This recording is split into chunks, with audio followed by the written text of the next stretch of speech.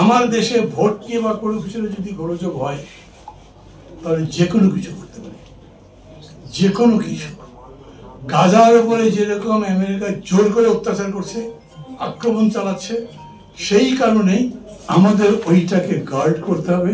সেইখানে আবার আপনাদের বুঝতে হবে, এইখানে ধরেন দুটো যদি যুদ্ধমান বা বিপদমান গ্রুপ থাকে, তাদের দুজনই বুঝবে যে এরকম যদি একটা পরিস্থিতি তৈরি হয় যখন আমাদের নিরাপত্তার প্রশ্ন তৈরি হবে, তখন উভয় পক্ষের জন্য ক্ষতিকর হবে। ভোট যদি না হয় তাহলে বিএনপি ক্ষতিগ্রস্ত হবে, জামাত ইসলাম ক্ষতিগ্রস্ত হবে।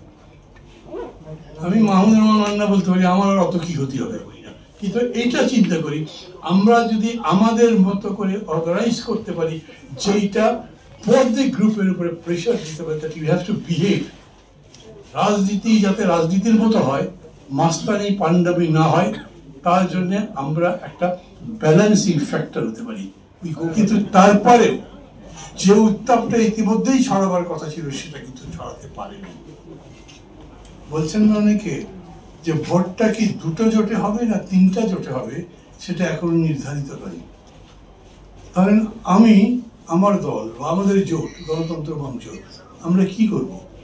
ডেফিনেটলি আমরা একটা কোয়ালিটি ইলেকশনের পক্ষে থাকবো। আমরা কোনো একটা দলের প্রতি, কোনো একটা বিশেষ কিছুর প্রতি বিশেষভাবে আকৃষ্ট নই। আমাদের টার্গেটটাই হচ্ছে, আমরা মনে করি এত বড় একটা অভ্যুত্থানের পর, এত বড় আত্মত্যাগের পরে সত্যি সত্যি দেশটাও গুণগতভাবে বলতে যাবে।